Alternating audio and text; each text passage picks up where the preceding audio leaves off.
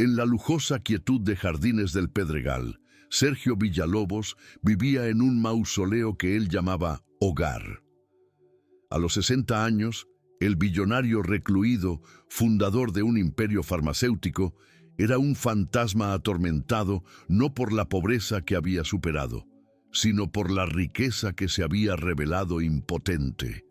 Cada pasillo de su mansión, cada obra de arte en sus paredes, era un recordatorio silencioso de su mayor fracaso. Hace una década, su hijo, Aguilar, había sucumbido a una enfermedad rara, y con Nindos entre él, la fe de Sergio en el propósito de su propia vida se había extinguido. Había construido una empresa para salvar vidas, pero no había logrado salvar la única que importaba. Ahora vivía desconectado, un espectador de su propia existencia, el dolor como un compañero constante y silencioso. En un acto de masoquismo inconsciente, se negaba a permitir que un asistente recogiera sus recetas triviales, obligándose a ir a la farmacia, tal vez en una búsqueda inconsciente por un mundo que sentía haber abandonado. Fue en una de esas visitas, en una farmacia iluminada en el barrio de Polanco, que el mundo de Sergio colisionó con la realidad. Mientras esperaba, un hombre de unos 30 y pocos años, con las manos callosas de carpintero y el cansancio de 1000 batallas en el rostro, se acercó al mostrador. Era David. En su mano, una receta para su hijo de 8 años, Leo. El farmacéutico tecleó el nombre del medicamento y anunció el precio, un número que flotó en el aire como una sentencia. La expresión de esperanza en el rostro de David se desvaneció, reemplazada por una máscara de pánico y humillación. Sergio lo observó contar las monedas y los billetes arrugados en su palma, una cantidad patéticamente insuficiente. «Disculpe», dijo David con la voz baja para no ser oído por los otros clientes. ¿Es posible llevar solo la mitad de la dosis este mes?» La negativa educada pero firme del farmacéutico fue un golpe visible, un muro de reglas contra la desesperación de un padre. Sergio sintió la herida de su propia pérdida reabrirse con una violencia inesperada.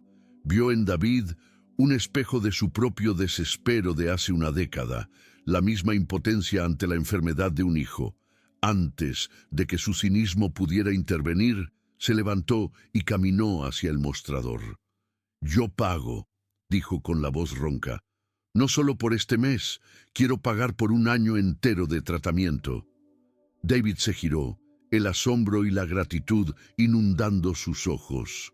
Afuera, en la acera, mientras David intentaba articular su agradecimiento, percibió la profunda tristeza en el rostro de su benefactor. Con una intuición nacida de su propio dolor, David hizo la pregunta que conectaría sus almas. «Señor», dijo suavemente, «¿usted también solo tiene a Dios?»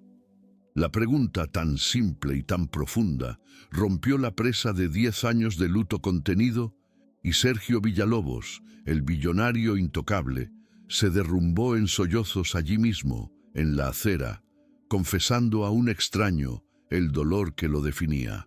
«Nundo, encuentro casual, una pregunta nacida del dolor compartido.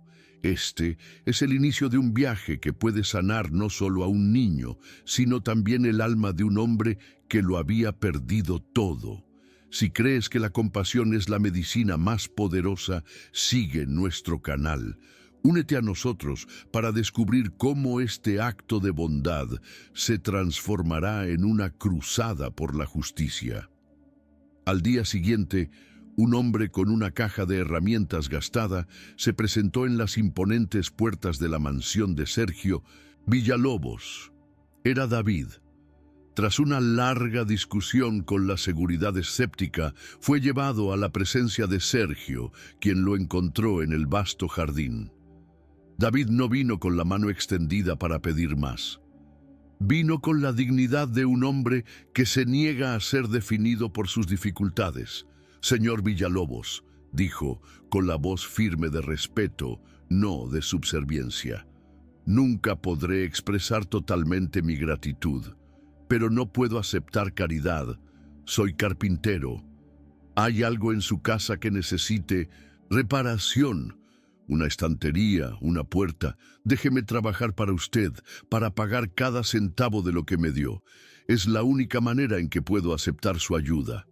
Sergio, que había pasado su vida rodeado de personas que calculaban qué podían tomar de él, quedó profundamente conmovido por aquel hombre que solo quería dar a cambio.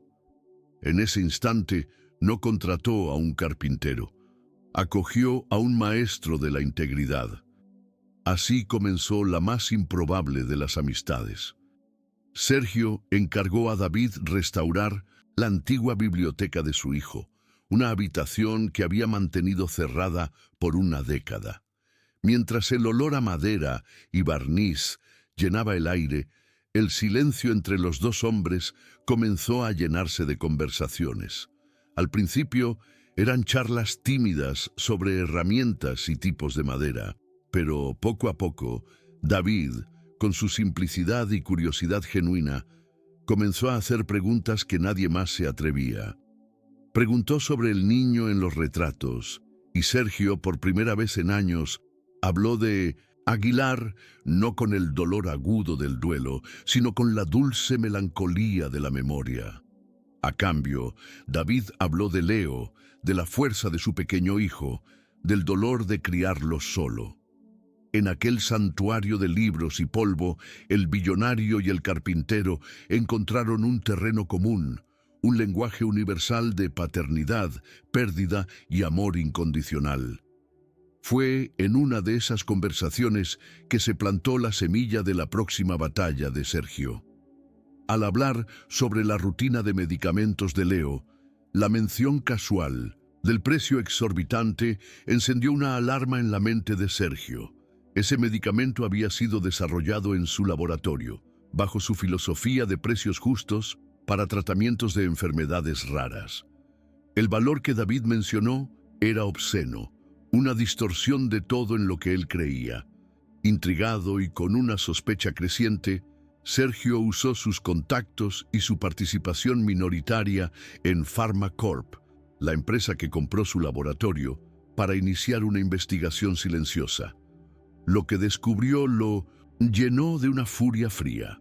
Bajo el liderazgo del nuevo e implacable CEO, Ricardo Benítez, la empresa había adoptado una política de precios predatorios, multiplicando el costo de medicamentos salvavidas en más de un 500%. El dolor de las familias ya no era un problema a resolver. Se había convertido en un producto a explotar para obtener el máximo lucro. La ira de Sergio era una llama fría que exigía acción. Sabía que necesitaba entender la verdadera escala del daño que la codicia de Ricardo Benítez estaba causando. Pidió a David que lo llevara al hospital público donde Leo era tratado, no como un billonario disfrazado, sino como un amigo preocupado. El viaje los alejó de los jardines de Pedregal y los sumergió en la realidad pulsante y a menudo dura de la ciudad. El hospital era un monumento a la resiliencia, un edificio antiguo con pasillos abarrotados y una escasez crónica de recursos, pero que funcionaba gracias a la dedicación sobrehumana de su personal. Para Sergio, acostumbrado a la eficiencia silenciosa y los vestíbulos de mármol de su propia red de hospitales, la escena fue un choque, un recordatorio del mundo real que sus precios exorbitantes estaban ayudando a estrangular. En el ala de neurología pediátrica, conocieron a la doctora Ana.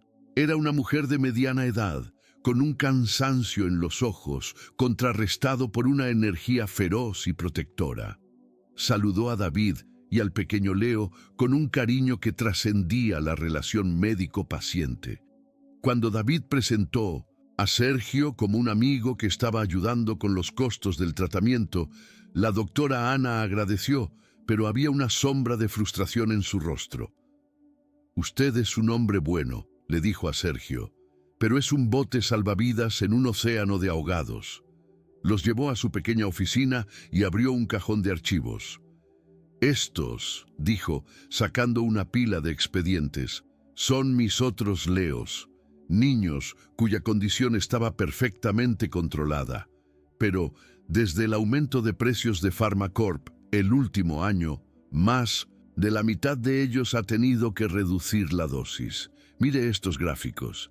Las convulsiones están regresando. Estamos viendo a niños retroceder, perdiendo meses de progreso, porque un ejecutivo en una torre de marfil decidió que su desesperación era un buen modelo de negocio.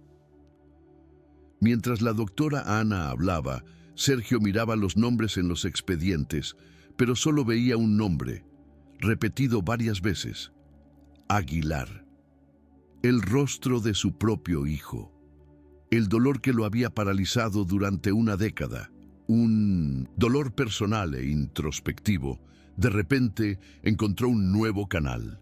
Se fusionó con el dolor de esas decenas de familias anónimas, transformándose de un peso que lo hundía en un combustible que lo impulsaba. La tristeza dio paso a una furia justa y concentrada. Su propósito, que creía enterrado con su hijo, renació en ese archivo polvoriento. No solo ayudaría a David, derribaría el sistema que creaba miles de Davids todos los días. En ese momento, el recluido Sergio Villalobos murió y el niño guerrero, luchando en nombre de todos los niños, nació. La guerra contra Ricardo Benítez y Pharmacorp había comenzado. La primera acción de Sergio como guerrero renacido fue un terremoto en el mundo corporativo. Usando su considerable, aunque minoritaria, participación accionaria y el peso moral de su nombre como fundador, invocó una cláusula raramente utilizada en los estatutos de Pharmacorp para forzar una reunión de emergencia con el Consejo de Administración y el CEO. La noticia de la súbita reemergencia del legendario y recluido Sergio Villalobos, tras una década de silencio, se extendió por los mercados financieros como un incendio. El tema de la reunión, divulgado públicamente, era una bomba de relojería. Una revisión urgente de la sostenibilidad ética de la política de precios de la empresa. Ricardo Benítez, oliendo una rebelión, se preparó para la guerra, confiado en que podría aplastar el sentimentalismo de un anciano con la lógica fría de los beneficios y el deber fiduciario. La escena en la sala del Consejo de Pharmacorp fue un estudio de contrastes. De un lado, Ricardo Benítez y su equipo, impecables en sus trajes, armados con presentaciones de diapositivas y proyecciones de beneficios. Del otro, Sergio Villalobos, acompañado por un solo hombre. David, el carpintero, cuyas ropas de trabajo simples y manos callosas eran una afrenta silenciosa a la opulencia de la sala. Sergio no pronunció un discurso. Simplemente presentó los hechos. El precio original del medicamento, el aumento del 500% y luego proyectó en la pantalla los gráficos de la doctora Ana, mostrando la regresión en el tratamiento de los niños.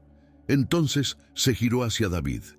«Este es el costo humano de su política de precios», dijo Sergio, con la voz calma pero con un peso de acero. «Y ahora me gustaría que escucharan a uno de nuestros clientes». David no habló con ira ni autocompasión. Habló con la dignidad de un padre.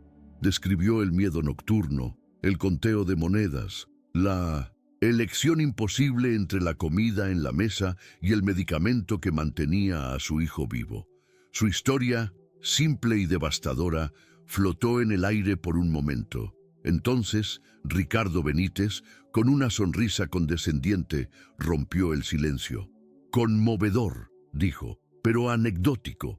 Mi responsabilidad, señores, no es con historias individuales, sino con el retorno sobre la inversión de nuestros accionistas. Pharmacorp no es una institución de caridad. Nuestro trabajo es maximizar el valor y, bajo mi liderazgo, el valor de nuestras acciones nunca ha estado tan alto». La mayoría del consejo, arrullada por la lógica del lucro, asintió en conformidad. La batalla parecía perdida. A veces, la primera batalla en la guerra por la justicia termina en derrota. La lógica fría del beneficio a menudo parece más alta que la voz silenciosa de la compasión. Pero el viaje de Sergio y David está lejos de terminar. Perdieron la batalla en la sala del consejo, pero están a punto de llevar la guerra a una arena mucho mayor. Si crees que la lucha por lo correcto vale la pena, incluso frente a obstáculos insuperables, sigue nuestro canal. Únete a nosotros para ver cómo la integridad de dos padres puede desafiar a un imperio. Al salir del edificio de PharmaCorp, David estaba visiblemente abatido. No escucharon, dijo, con la frustración en su voz. Pero Sergio, por primera vez en mucho tiempo, tenía un brillo de guerrero en sus ojos. Ellos no son el verdadero poder, David, explicó el magnate. El consejo sirve al CEO, pero el CEO sirve a los dueños de la empresa. Y los dueños son los miles de accionistas. En la mente estratégica de Sergio se abrió un nuevo frente de batalla. La Asamblea Anual de Accionistas estaba a pocas semanas de distancia. Sería allí, en el gran teatro de la democracia corporativa, donde librarían la batalla final. No necesitaban convencer a un consejo de 12 hombres cómplices. Necesitaban convencer el corazón de miles de inversores de que el alma de su empresa valía más que el beneficio del próximo trimestre. A partir de ese día, la mansión de Sergio en Pedregal se transformó en el cuartel general de una rebelión improbable.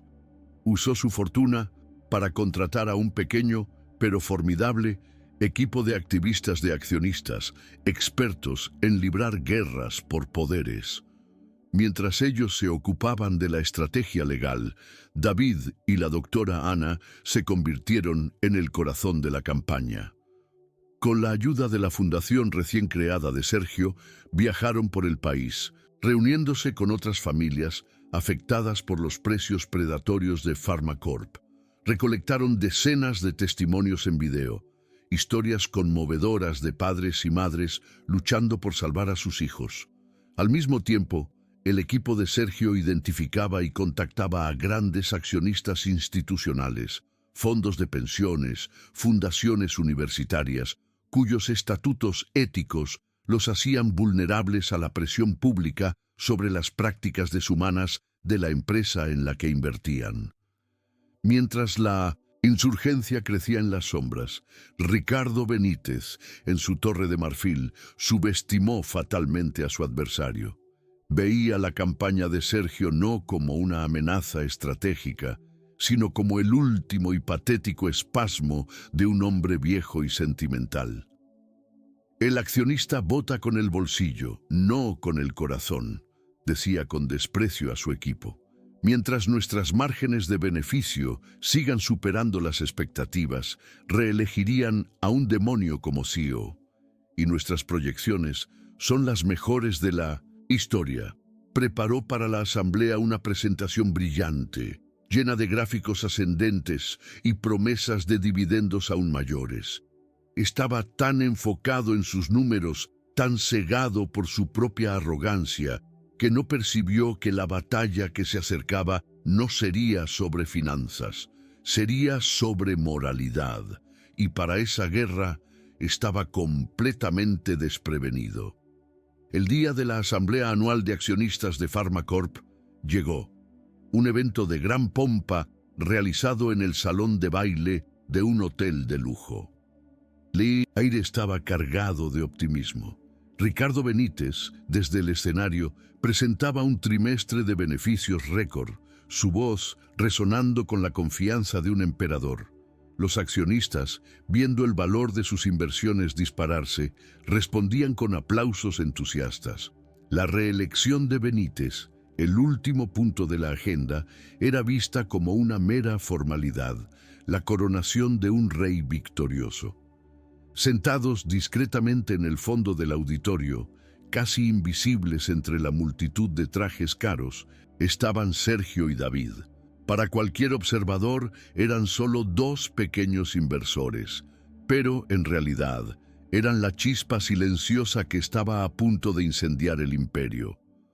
Cuando el presidente del Consejo anunció la moción para la reelección de Ricardo Benítez, un mar de tarjetas de voto favorables se preparó para levantarse.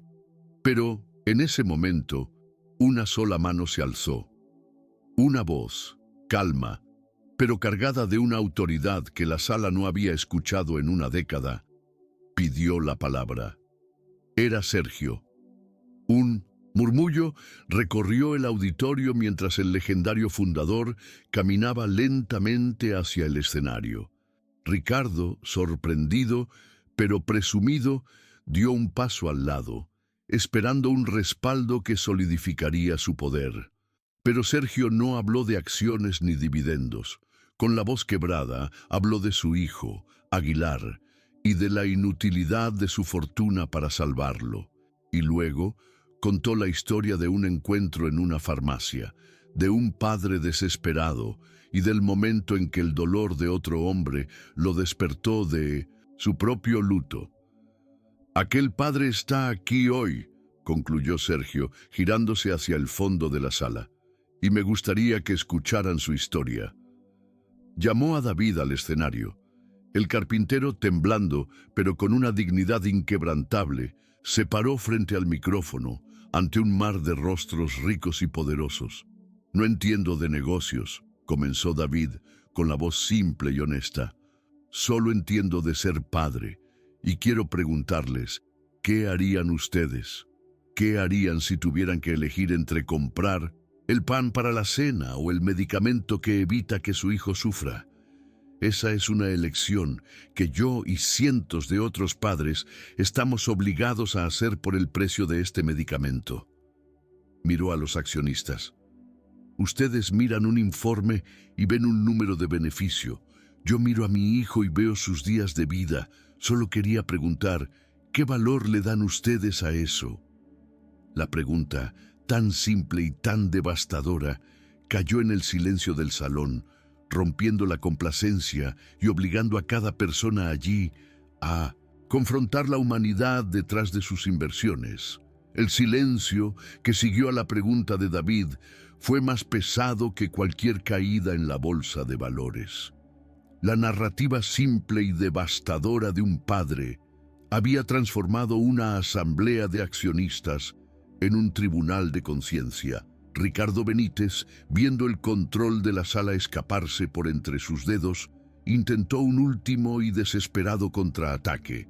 Corrió hacia el micrófono, la arrogancia regresando como un reflejo. «Esto es un absurdo, es chantaje emocional», exclamó. «Estamos aquí para discutir el futuro financiero de esta empresa, no para escuchar las historias tristes de un...». Pero no pudo terminar la frase. Un coro de «no» y vergüenza comenzó a elevarse desde la audiencia. Sus palabras sobre beneficios, antes tan potentes, ahora sonaban como una obscenidad en una sala que acababa de ser bautizada en la realidad del dolor humano. La rebelión comenzó con un solo hombre, el gerente de uno de los mayores fondos de 1929, Pensiones del país, un hombre al que el equipo de Sergio había contactado, se puso de pie. «Señor Benítez», dijo, con su voz resonando por el sistema de sonido, «mis accionistas son maestros, enfermeros, trabajadores. Ellos me confían sus ahorros para que tengan un futuro seguro, pero puedo asegurarle que ninguno de ellos querría construir su seguridad sobre el sufrimiento de los niños». Levantó su tarjeta de voto. «Nosotros votamos no». Su acto de desafío abrió las compuertas. Otros representantes de fondos éticos se levantaron, seguidos por decenas de accionistas individuales. La votación, que debería haber sido una coronación, se convirtió en una ejecución. La moción para reelegir a Ricardo Benítez fue derrotada por un margen abrumador. Él estaba fuera. Con el caos instaurándose, el presidente del Consejo, en un intento por restaurar el orden, hizo la única propuesta que parecía lógica. El Consejo desea invitar formalmente al señor Sergio Villalobos a reasumir su cargo. como CEO de Pharmacorp. Los aplausos fueron inmediatos, pero Sergio, con calma, levantó la mano para silenciarlos. Tomó el micrófono por última vez. Agradezco la confianza, dijo, pero me niego. El problema de esta empresa nunca fue solo un hombre.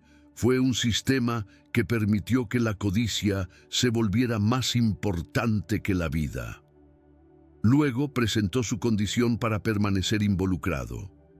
Solo ayudaré a guiar esta empresa si creamos un nuevo modelo de gobernanza, un comité de ética y acceso al paciente con poder de veto sobre los precios. Y este comité miró a David y a la doctora Ana, que había llegado para apoyar. Estará compuesto por médicos y por los propios pacientes. Su voz será escuchada en esta empresa a partir de hoy. La victoria de la humanidad sobre la codicia es una historia que necesita ser contada. El viaje de Sergio y David demuestra que la integridad sí puede mover montañas. Si su valentía te ha inspirado y crees en un mundo donde las empresas tienen una responsabilidad mayor que solo el lucro, sigue nuestro canal. Únete a una comunidad que celebra las historias que están cambiando el mundo para mejor. La propuesta de Sergio fue recibida por la asamblea no solo con aprobación, sino con una ovación de pie. La brújula moral de la empresa, guiada por la historia de dos padres, había sido recalibrada. En los días que siguieron, Pharmacorp comenzó su transformación. El comité de ética fue formado con la doctora Ana y un David inicialmente intimidado, pero resuelto en sus asientos, sus voces ahora teniendo un peso real en las decisiones de la empresa. Pero Sergio fue más allá. En un acto que conmocionó al mercado financiero, transfirió la totalidad de su participación accionaria en Pharmacorp, una fortuna de cientos de millones de dólares para la creación de una nueva entidad, la Fundación Aguilar. El nombre, combinando el apellido de su hijo y el de Leo, cuyo apellido era Aguilar por parte de su madre, era un símbolo silencioso de la unión de sus trayectorias. La misión de la fundación sería única: usar los dividendos de sus acciones para garantizar que ningún niño en su país tuviera el tratamiento negado por falta de recursos.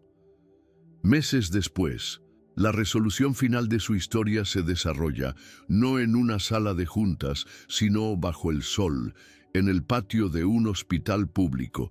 Es la inauguración del primer centro de apoyo de la Fundación Aguilar, un espacio acogedor diseñado para ayudar a familias de bajos ingresos a navegar por el complejo sistema de salud y recibir subsidios para sus medicamentos. El evento no tiene el glamour de los lanzamientos corporativos, tiene el sonido de las risas de los niños y el olor de comida casera. Sergio está allí, no con un traje, sino con una camisa de lino, conversando fácilmente con los padres. Su rostro, antes una máscara de duelo, ahora suavizado por un propósito genuino. A su lado está David, ya no el carpintero endeudado, sino el cofundador y director de operaciones de la Fundación, el vínculo vital entre la institución y la comunidad a la que sirve.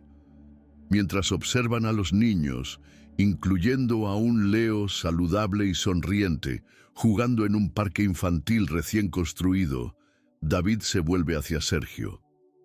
Su hijo, dice suavemente, estaría muy orgulloso de lo que usted construyó aquí. Los ojos de Sergio se llenan de lágrimas, pero por primera vez en una década, no son lágrimas de amargura, sino de una paz agridulce. No pude salvar a mi hijo, responde Sergio, con la voz quebrada. Pero por causa de él y por causa de tu bondad aquel día en la farmacia, David, tal vez podamos ayudar a salvar a miles de otros. Mira al cielo, hacia el hijo que nunca dejará de amar, y luego hacia los niños que representan su futuro. Y eso, concluye, con una sonrisa triste pero serena. Eso le da un nuevo y eterno significado a la vida que él perdió. Han pasado 2 años de paz y propósito. La Fundación Aguilar se había convertido en un faro de esperanza, ayudando a cientos de familias. La amistad entre Sergio y David se había profundizado, convirtiéndose en una hermandad forjada en el dolor y la esperanza compartidos. Leo, ahora con 10 años, era un niño vibrante y saludable, el símbolo vivo del éxito de su misión. La mansión de Sergio, antes un mausoleo, ahora estaba frecuentemente llena del sonido de la risa de un niño. La felicidad, que por tanto tiempo había parecido una tierra extranjera para ambos hombres, se había convertido en su hogar. Pero el destino, a veces, es un autor cruel, guardando sus giros más dolorosos para los momentos de mayor calma. Durante un chequeo de rutina, sin previo aviso, Leo tuvo una convulsión, de un tipo violento y desconocido que dejó perplejos a los médicos locales. La medicación que lo había mantenido estable durante tanto tiempo, de repente, parecía haber perdido su poder. El terror, un viejo e indeseado fantasma, volvió a acechar la vida de David. Pero esta vez no estaba solo. Sergio, el hombre que una vez estuvo paralizado por la enfermedad de su propio hijo, ahora actuaba con la velocidad y la precisión de un general. Movilizó su vasta red de contactos, trayendo especialistas de renombre internacional a Monterrey para examinar a Leo. Tras una semana de pruebas angustiosas, el diagnóstico llegó como un puñetazo en el estómago. La epilepsia de Leo había sufrido una mutación rara, transformándose en una variante agresiva y resistente a todos los tratamientos conocidos. La sentencia parecía final, una repetición cruel de la tragedia que había definido la vida de Sergio. Pero en medio de las malas noticias había un único y tenue hilo de esperanza. Un tratamiento experimental de terapia genética, Ofrecnimble Prompt, ofrecido por una única clínica de investigación en Ginebra, Suiza. El tratamiento era innovador, arriesgado y con un costo tan astronómico que parecía pertenecer a la ciencia ficción. Para David, la noticia fue un golpe devastador. La prueba de que la felicidad era solo un préstamo que el destino ahora venía a cobrar. Pero para Sergio, el camino estaba claro.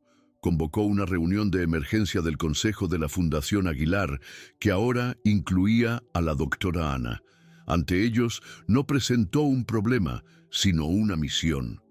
Esta fundación, dijo con la voz resonando con una autoridad moral inquebrantable, nació del dolor de no poder salvar a mi hijo y fue inspirada por la vida del hijo de David. Si todos nuestros recursos, toda nuestra energía, no pueden movilizarse ahora para salvar al niño que es nuestro símbolo vivo, entonces todo nuestro trabajo no tiene sentido. Anunció su decisión. La fundación cubriría todo el tratamiento de Leo, sin importar el precio. Fuimos creados para luchar por una vida a la vez, declaró, y esta es la vida que definirá nuestro legado. La decisión de Sergio transformó a la Fundación Aguilar en una máquina de guerra contra el tiempo. Lo que siguió fue una demostración abrumadora de lo que el poder, cuando está guiado por la compasión, puede lograr. En menos de 24 horas, la burocracia internacional fue demolida. Se aceleraron los visados médicos, se tradujeron y transmitieron los historiales médicos, y un jet privado fue reconfigurado como una unidad de cuidados intensivos aérea. David observaba todo, atónito, sintiéndose un pasajero en una tormenta de logística que apenas podía comprender. Al ver la impotencia en los ojos de su amigo, Sergio lo llevó aparte. David, yo entiendo de máquinas, de vuelos, de contratos, de eso me encargo, dijo con una calma firme. Tú entiendes del corazón de Leo, tú eres el general en el campo de batalla más importante. Somos un equipo, cada uno con su función.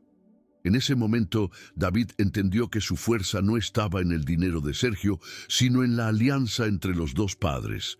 El viaje a través del Atlántico fue un purgatorio silencioso a 10.000 metros de altitud. Dentro de la cabina estéril del jet, el único sonido era el pitido rítmico de los monitores que vigilaban la vida de Leo. El niño dormía, ajeno al extraordinario viaje que su frágil cuerpo estaba realizando. David no se apartó de su lado ni un segundo, sosteniendo la manita de su hijo, como si su toque pudiera anclarlo a la vida. Sergio se sentó un poco más lejos, coordinando la llegada con el equipo suizo, pero sus ojos raramente abandonaban la escena. El recuerdo de otros viajes, de otros hospitales, con su propio hijo, lo asaltaba. La misma esperanza desesperada, el mismo miedo helado. Pero esta vez algo era diferente. El dolor no lo paralizaba, lo enfocaba. Esta vez no era un espectador impotente, era un soldado. Y esta era la batalla que el destino le había dado una segunda oportunidad para librar. La clínica en Ginebra era un mundo aparte, un templo de ciencia y esperanza enclavado en los Alpes. Era un lugar de silencio, de pasillos impecables y de una precisión que era a la vez reconfortante e intimidante. Fueron recibidos por la doctora Alemán, la jefa del programa de Nomen de Centros Terapia Genética, una mujer brillante, con una mirada que veía no pacientes, sino rompecabezas genéticos por resolver. Explicó el procedimiento con una honestidad brutal. Los riesgos, la naturaleza experimental, la ausencia de garantías. Haremos todo lo que la ciencia nos permita, dijo. El resto no está en nuestras manos. Más tarde, de pie, lado a lado, Sergio y David miraban a través de una ventana de vidrio a Leo, dormido en una habitación que parecía más una nave espacial. La carrera contra el tiempo había terminado. Ahora comenzaba la espera, la vigilia silenciosa mientras la ciencia y el destino libraban su batalla en el cuerpo de un niño de 10 años. Los días que siguieron en Ginebra fueron una lección de tiempo suspendido. La vida se resumía al ritmo de los monitores, al olor de antiséptico y a las 4 paredes de la habitación de Leo. El tratamiento experimental era un proceso lento e invisible, una guerra silenciosa librada a nivel celular. David se convirtió en una sombra junto al lecho de su hijo, su presencia una constante de amor y esperanza. Y Sergio se convirtió en el guardián de David. Se ocupaba de todo, desde asegurarse de que David se alimentara hasta lidiar con la compleja comunicación con el equipo médico, traduciendo la jerga científica en términos que un padre asustado pudiera entender. En esa vigilia silenciosa, lejos de sus mundos, dejaron de ser el billonario y el carpintero. Eran solo 2 padres, unidos por un miedo primordial y por una esperanza frágil, compartiendo la carga sagrada de velar por un hijo. En una de las noches más largas, cuando la incertidumbre parecía una niebla espesa y sofocante, David, con los ojos fijos en su hijo dormido, hizo la pregunta que flotaba entre ellos. ¿Cómo lo soportó?, susurró con la voz quebrada. Cuando fue con su hijo, ¿cómo sobrevivió? Sergio permaneció en silencio por un largo tiempo y luego, por primera vez, confesó la verdad de su dolor. Habló de su ira contra Dios, de su propia parálisis, de la década que pasó en un desierto de duelo, sintiéndose un fantasma en su propia vida. No sobreviví, David. Solo dejé de morir el día en que te conocí, admitió Sergio. Tú y Leo no solo me dieron un propósito, me dieron permiso para extrañar a mi hijo de una manera que no fuera solo dolor. Me enseñaron a transformar su dolor en una fuerza para el bien. Me enseñaron a honrarlo. Tras 3 largas y angustiosas semanas, la doctora Alemán los convocó a su oficina. Su rostro era profesionalmente neutro. lo que hacía que la espera por el veredicto fuera aún más torturante. Les mostró una serie de imágenes cerebrales y gráficos complejos. La terapia genética es un proceso delicado, comenzó, pero los primeros indicadores son prometedores, señaló un área en la pantalla. La actividad epiléptica anormal ha disminuido significativamente. La respuesta del cuerpo de Leo al tratamiento es más fuerte de lo que esperábamos. Los miró y por primera vez una pequeña y cautelosa sonrisa tocó sus labios. Tiene un largo camino de recuperación por delante, pero hoy, por primera vez, puedo decir con confianza que tenemos una esperanza real. La ciencia nos ha dado una oportunidad. En esas palabras, la presa de miedo y tensión que sostenía a los dos hombres se rompió y se derrumbaron en un abrazo de alivio y gratitud. Las lágrimas de dos padres finalmente regando la semilla de la esperanza.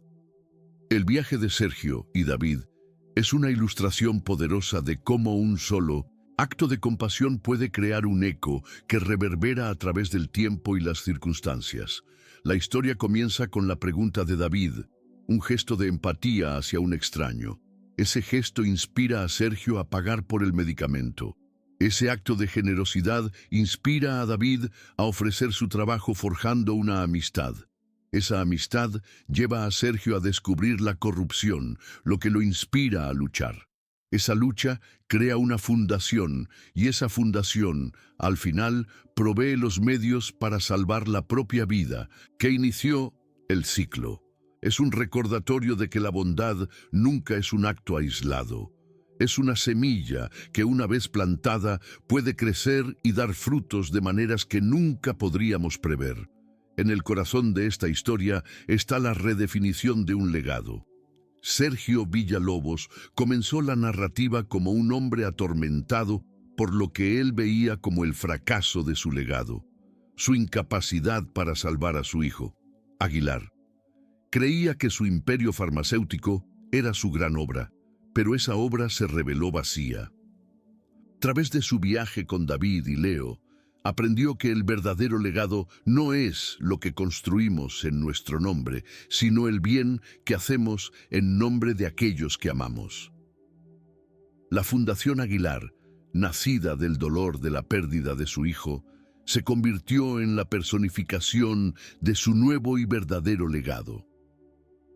Nos enseña que no podemos cambiar las tragedias del pasado, pero podemos elegir honrar a nuestros seres queridos transformando nuestro dolor en un propósito que alivia el sufrimiento de los demás. Finalmente, esta es una saga sobre la paternidad en sus formas más puras.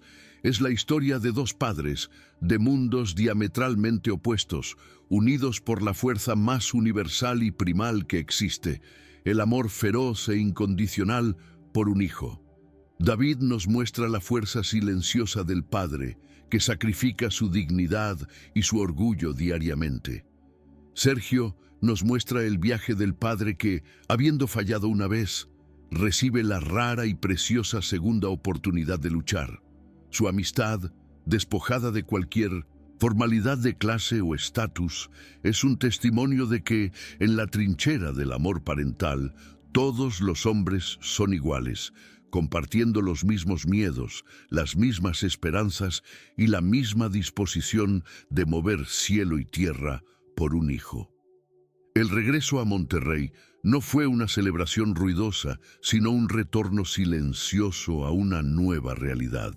Leo, aunque aún en recuperación, traía en los ojos una luz que David no veía en años. La casa de David en la colonia Guerrero, antes un espacio de ansiedad y lucha, se convirtió en un santuario de gratitud. Pero fue la mansión de Sergio en Pedregal la que sufrió la mayor transformación. El silencio, antes sinónimo de duelo, fue reemplazado por el suave sonido de los videojuegos de Leo, por las conversaciones en la cocina, por la normalidad de una vida compartida. Sergio insistió en que David y Leo se mudaran a una de las salas de huéspedes durante la recuperación. No como un acto de caridad, sino con el argumento pragmático de que el acceso a cuidados y a un ambiente sin estrés era crucial para la salud del niño. De mala gana, David aceptó, y la fría mansión comenzó, por primera vez, a sentirse como un hogar. La experiencia en Ginebra solidificó la amistad entre los dos hombres, transformándola en una hermandad inquebrantable. Habían compartido la vigilia más íntima que dos padres pueden compartir, un miedo que trasciende todas las barreras sociales y económicas. Ahora trabajaban lado a lado en la Fundación Aguilar, no como billonario y carpintero, sino como socios iguales, cada uno aportando su fuerza única. Sergio, con su visión estratégica y sus recursos, abría las puertas. David, con su conexión genuina con la comunidad y su comprensión visceral de las luchas de las familias, aseguraba que la ayuda llegara donde más se necesitaba. Eran las dos caras de la misma moneda, la mente y el corazón de una misión que se había convertido en la razón de ser de ambos. La historia de la carrera para salvar a Leo se convirtió en una leyenda silenciosa, un testimonio del nuevo propósito de PharmaCorp y de la Fundación Aguilar. Internamente, la historia sirvió como la prueba de fuego final para la iniciativa Elisa Sodi. Los empleados, que habían presenciado la movilización total de recursos para salvar una sola vida, comprendieron que la nueva filosofía de la empresa no era solo un eslogan bonito, sino un compromiso real e inquebrantable. La cultura de compasión, antes una directiva de arriba hacia abajo, comenzó a florecer orgánicamente a medida que el equipo se inspiraba en la historia de sus fundadores. Ya no trabajaban solo para una empresa farmacéutica, trabajaban para un lugar que creía en milagros y estaba dispuesto a luchar por ellos. Han pasado años y la paz conquistada con tanto sacrificio se convirtió en el suelo fértil donde nuevas vidas florecieron. Leo, ahora un adolescente saludable y perspicaz, exhibía una pasión por la ciencia que era un homenaje silencioso al viaje que lo salvó. La Fundación Aguilar, bajo el liderazgo conjunto de Sergio y David, se había convertido en una institución nacional, un modelo de cómo la industria farmacéutica podía equilibrar el lucro con el propósito. La amistad entre el billonario y el carpintero se profundizó, convirtiéndose en una hermandad silenciosa, la prueba viva de que la conexión humana puede florecer en los terrenos más improbables. Sergio, el hombre que había sido un rey en un castillo de duelo, encontró su verdadero reino, no en salas de juntas, sino en las sonrisas de las cientos de niños cuyas vidas su fundación tocaba todos los días. El dolor por la pérdida de su hijo nunca desapareció, pero se había transformado en un jardín donde cada nueva vida salvada era una flor en su memoria. Fue en una tarde de otoño, durante una reunión del Consejo de la Fundación, que un fantasma del pasado regresó, no con una amenaza, sino con un pedido de misericordia.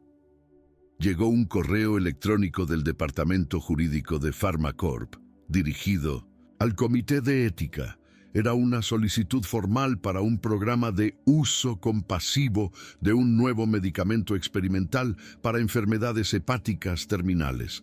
El paciente, cuya identidad se mantenía confidencial en la solicitud inicial, estaba en sus etapas finales, con todos los tratamientos convencionales habiendo fallado. Era una solicitud rutinaria, del tipo que la nueva y ética PharmaCorp ahora evaluaba con cuidado.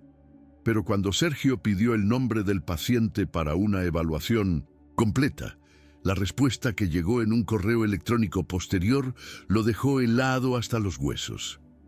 El nombre era Ricardo Benítez, el hombre que representaba todo contra lo que Sergio había luchado, el arquitecto de la codicia que casi había sentenciado a Leo a muerte, ahora estaba muriendo, y la ironía era de una crueldad poética. El medicamento experimental que podría ser su única salvación había sido desarrollado íntegramente bajo la nueva filosofía de PharmaCorp, financiado por los lucros éticos que Sergio y Gabriela habían instituido. La decisión final sobre la liberación del medicamento para uso compasivo recaía en el Comité de Ética, un comité que Sergio presidía honoríficamente y cuya palabra final él tenía. El universo le estaba presentando la prueba final de su propia filosofía. Tendría la fuerza para ofrecer a su mayor enemigo la misma compasión que ahora defendía como el más sagrado de los principios. La pregunta flotaba sobre él, un espejo final para la profundidad de su transformación. La noticia cayó sobre Sergio con el peso de una bigorna. En su oficina en la fundación miraba el nombre de Ricardo Benítez en el correo electrónico, y una década de ira y dolor borboteó a la superficie. Una parte de él, la parte humana y herida, sintió una ola de justicia kármica. El hombre que veía a los pacientes como números en una hoja de cálculo de lucros ahora era él mismo un número, una estadística en un programa de uso compasivo.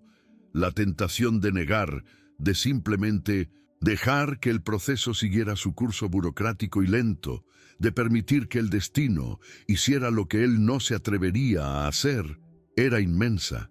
Pero entonces, la imagen de su hijo, Aguilar, vino a su mente, y luego la imagen de Gabriela sosteniendo la mano de Aníbal.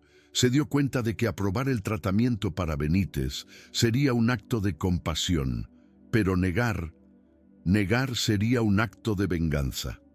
Negar sería usar la misma lógica fría y calculadora de su enemigo, donde el valor de una vida se decide por un juicio. Negar sería traicionar la memoria de su hijo y el alma de su propia fundación. Atormentado por la decisión, Sergio buscó el consejo del único hombre cuya brújula moral ahora consideraba más precisa que la suya. Encontró a David en el taller de carpintería que había construido para él en los terrenos de la fundación. Explicó la situación, el dilema que lo desgarraba por dentro. David dejó de lijar un trozo de madera y se limpió el sudor de la frente. Escuchó en silencio y, cuando habló, sus palabras fueron simples y directas, desprovistas de cualquier filosofía compleja. «Señor Sergio», dijo, «cuando mi Leo estaba enfermo, si el mismísimo diablo en persona hubiera aparecido y me hubiera dicho que podía salvarlo, yo habría aceptado su ayuda. La enfermedad no elige a quien ataca.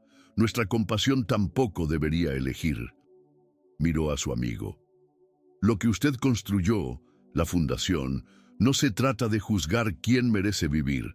Se trata de dar a todos la oportunidad de luchar». Las palabras de David fueron la luz que disipó las últimas sombras de la duda. Al día siguiente, en la reunión del Comité de Ética, Sergio presentó el caso de Ricardo Benítez. Leyó el historial médico, la progresión de la enfermedad, la solicitud desesperada. No mencionó el nombre del hombre, refiriéndose a él solo como el paciente. Al final, dio su recomendación como presidente honorario. La filosofía de esta fundación, la iniciativa Elisa Sodi, dijo con la voz firme, no es un arma para ser usada contra nuestros enemigos. Es un escudo para ser ofrecido a todos los que sufren, sin excepción. Miró a la doctora Ana y a David. Mi recomendación es por la aprobación inmediata de esta solicitud. Fue su acto final y más difícil de gracia. La prueba definitiva de que había transformado verdaderamente su dolor no en una espada de venganza, sino en un manto de compasión universal. El viaje de Sergio y David se cierra en un círculo perfecto de compasión. La historia comienza con un acto de empatía de un hombre pobre hacia un rico, una simple pregunta que ofrece conexión en lugar de juicio. y termina con este mismo hombre rico, ahora transformado, ofreciendo el don de la vida a su peor enemigo, el hombre que personificaba la codicia que tanto despreciaba. La narrativa nos enseña que la compasión no es una transacción, sino un eco. La bondad que recibimos en los momentos de mayor necesidad no nos pertenece. Es un regalo que estamos encargados de pasar adelante, de amplificar y de ofrecer libremente, especialmente cuando es más difícil. El acto final de Sergio no fue sobre perdonar a Ricardo, fue sobre honrar el regalo de humanidad que David le dio aquel primer día en la farmacia. Esta es también una historia sobre los muchos significados de salvar una vida. Sergio construyó un imperio para salvar vidas con la medicina, pero fue el alma de Sergio la que necesitó ser salvada por un acto de bondad. David luchó para salvar la vida de su hijo con medicamentos, pero fue la vida de Sergio la que salvó con su amistad e integridad. La Fundación Aguilar fue creada para salvar a niños de la negligencia corporativa, pero, al final, la decisión de salvar a su enemigo fue lo que salvó a Sergio de convertirse en el monstruo contra el que luchaba. La lección es profunda. Salvar una vida rara vez es un único acto heroico. Más a menudo es el trabajo silencioso de dar propósito a alguien, de ofrecer dignidad, de sacar a alguien del abismo de la desesperación y de recordarle que, no importa cuán oscura sea la noche, no está solo. Al final, el legado de Aguilar, el hijo perdido de Sergio, es transformado. Lo que comenzó como un recuerdo de dolor, fracaso e impotencia, se convirtió en el catalizador para un movimiento de compasión que tocaría miles de vidas. La historia nos enseña que el legado de aquellos que amamos no está definido por cómo murieron, sino por cómo elegimos vivir en su memoria. Sergio no podía cambiar el pasado, pero podía resignificarlo. Al transformar su dolor en una fuerza para el bien, aseguró que el nombre de su hijo ya no fuera sinónimo de tragedia, sino de esperanza, demostrando que el amor, incluso después de la pérdida, sigue siendo la fuerza más poderosa y creativa del universo. La historia nos ofrece una lección profunda sobre la naturaleza del poder. Al principio, el poder de Sergio era el de la riqueza y la reclusión, un poder pasivo que lo aislaba en su dolor. El poder de Ricardo Benítez era activo y predatorio, basado en la explotación de la vulnerabilidad para generar lucro. Sin embargo, ambos poderes se mostraron frágiles. El verdadero poder, como la narrativa demuestra, se reveló en la integridad de David y en la compasión renacida de Sergio. Es un poder que no busca controlar, sino conectar, que no busca explotar, sino elevar.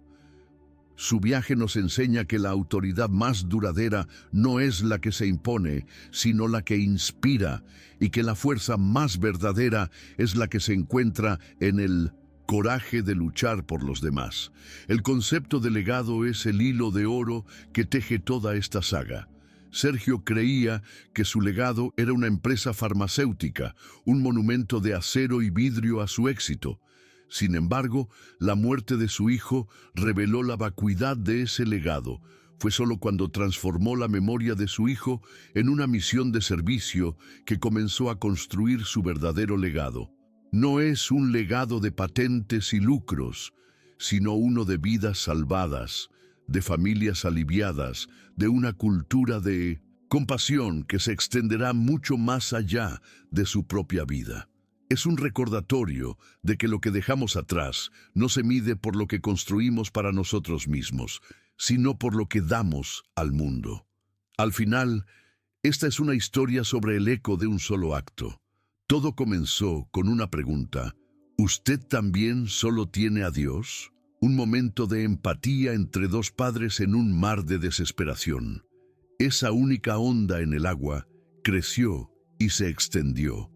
derribando a un CEO corrupto, reformando una corporación entera, salvando la vida de un niño y dando un nuevo propósito a un hombre que pensaba que su vida había terminado. Es la prueba final de que nunca debemos subestimar el poder de un pequeño gesto de bondad. En un mundo que a menudo parece demasiado grande e indiferente para ser cambiado, la historia de Sergio y David nos asegura que la mayor de las revoluciones puede, de hecho, comenzar con una sola mano extendida en la oscuridad. La historia nos ofrece una lección profunda sobre la naturaleza del poder. Al principio, el poder de Sergio era el de la riqueza y la reclusión, un poder pasivo que lo aislaba en su dolor. El poder de Ricardo Benítez era activo y predatorio, basado en la explotación de la vulnerabilidad para generar lucro. Sin embargo, ambos poderes se mostraron frágiles. El verdadero poder, como la narrativa demuestra, se reveló en la integridad de David y en la compasión renacida de Sergio. Es un poder que no busca controlar, sino conectar, que no busca explotar, sino elevar. Su viaje nos enseña que la autoridad más duradera no es la que se impone, sino la que inspira, y que la fuerza más verdadera es la que se encuentra en el coraje de luchar por los demás. El concepto de legado es el hilo de oro que teje toda esta saga. Sergio creía que su legado era una empresa farmacéutica, un monumento de acero y vidrio a su éxito. Sin embargo, la muerte de su hijo reveló la vacuidad de ese legado. Fue solo cuando transformó la memoria de su hijo en una misión de servicio que comenzó a construir su verdadero legado. No es un legado de patentes y lucros, sino uno de vidas salvadas, de familias aliviadas, de una cultura de compasión que se extenderá mucho más allá de su propia vida. Es un recordatorio de que lo que dejamos atrás no se mide por lo que construimos para nosotros mismos, sino por lo que damos al mundo. Al final, esta es una historia sobre el eco de un solo acto. Todo comenzó con una pregunta. ¿Usted también solo tiene a Dios? Un momento de empatía entre dos padres en un mar de desesperación. Esa única onda en el agua creció y se extendió, derribando a un CEO corrupto, reformando una corporación entera, salvando la vida de un niño y dando un nuevo propósito a un hombre que pensaba que su vida había terminado. Es la prueba final de que nunca debemos subestimar el poder de un pequeño gesto de bondad. En un mundo que a menudo parece demasiado grande e indiferente para ser cambiado, la historia de Sergio y David nos asegura que la mayor de las revoluciones puede, de hecho, comenzar con una sola mano extendida en la oscuridad.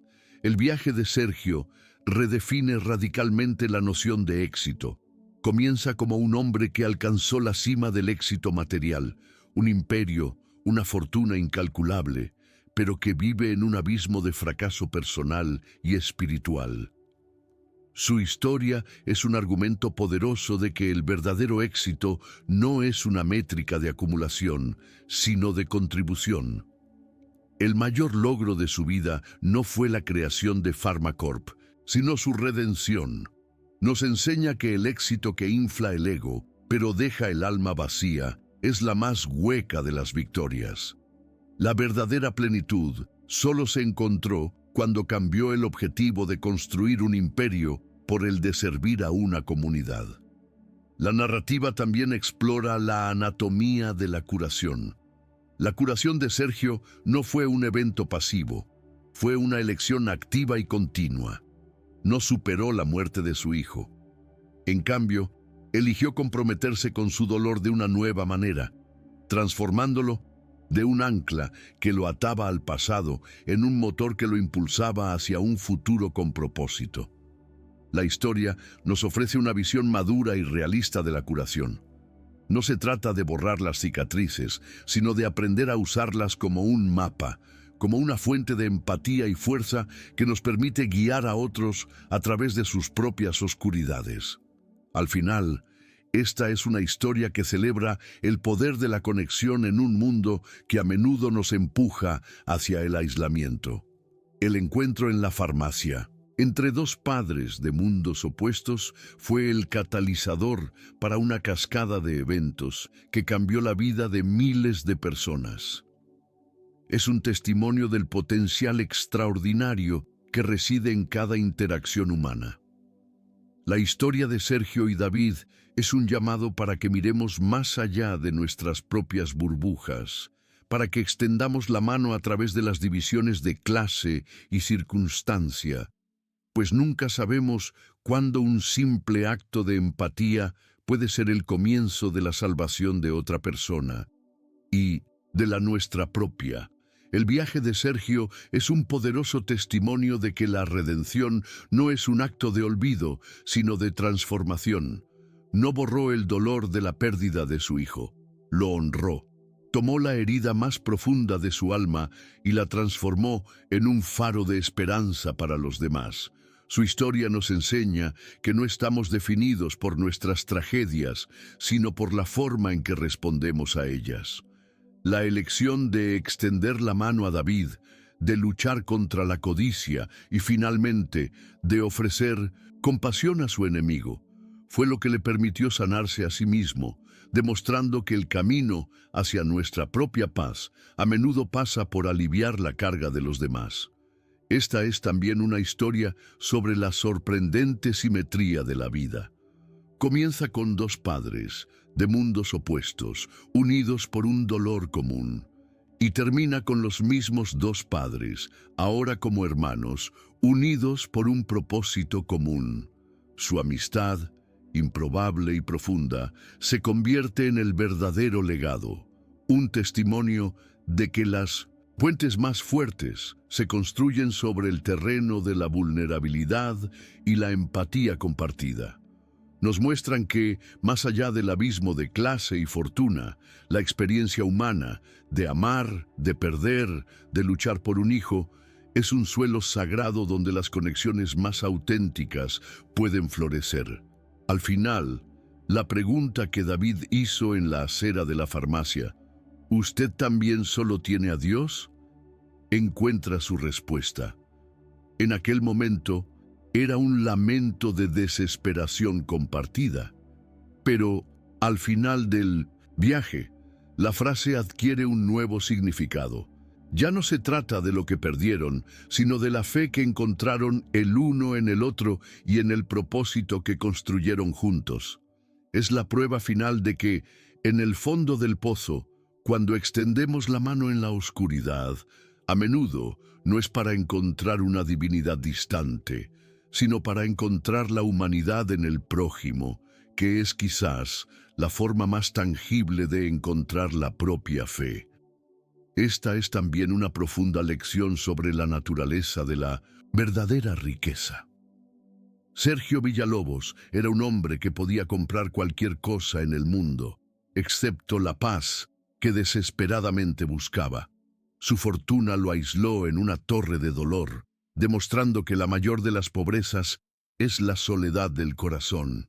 David, con su modesto salario, poseía la riqueza incalculable de la empatía, del coraje y de la integridad. Su viaje nos muestra que los verdaderos tesoros de la vida no son los que guardamos en bóvedas, sino los que compartimos con manos abiertas. La mayor transacción que Sergio hizo en su vida no fue una adquisición de negocios, sino el intercambio de su riqueza vacía por la invaluable plenitud de un propósito humano. La historia es, en su esencia, una celebración de las segundas oportunidades. No solo la segunda oportunidad de Sergio para encontrar un significado después de la tragedia, sino también la segunda oportunidad de David para tener su dignidad reconocida y valorada, y la segunda oportunidad del propio sistema de salud para redimirse y convertirse en el santuario de curación que siempre debió haber sido. Nos enseña que las segundas oportunidades rara vez llegan como un regalo impecable. Nacen de nuestros fracasos, se riegan con nuestra humildad y florecen a través de nuestro coraje para intentarlo de nuevo, de una manera diferente y mejor.